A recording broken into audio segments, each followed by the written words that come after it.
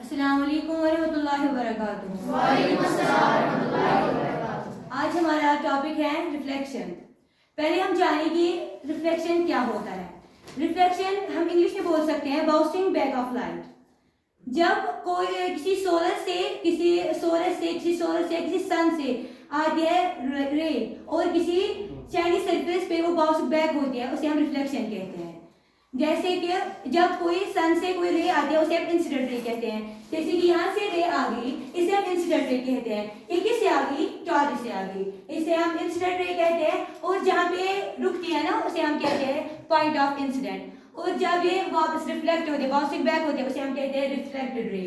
और इनके बीच में नॉर्मल रे होती है, वो हम क्यों डालते हैं? वो हम इमेजनरी लाइन डालते हैं। उसे हमें जाने कि इंसिडेंट रे और रिफ्लेक्टेड रे में एंगल कौन कौन सा है, उसको हमें इमेजनरी लाइन होती है।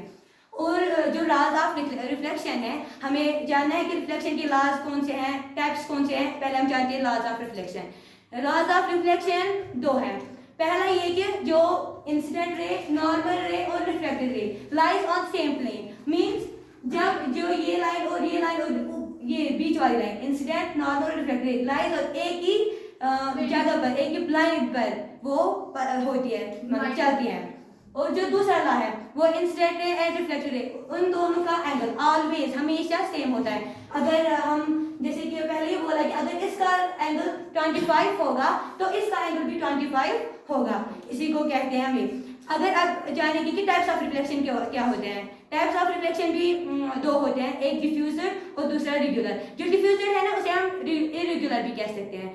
और रेगुलर रिफ्लेक्शन उसे कहते हैं जो कि जिसमें जब लाइट सन से आती है, रिफ्लेक्ट जब सन से आती है उस टाइम भी पैरेलल होती है, और जब वापस जाती है उस टाइम भी पैरेलल होती है। उसमें कोई चेंज नहीं होती है, पहले भी पैरेलल और जाते वक्त भी पैरेलल।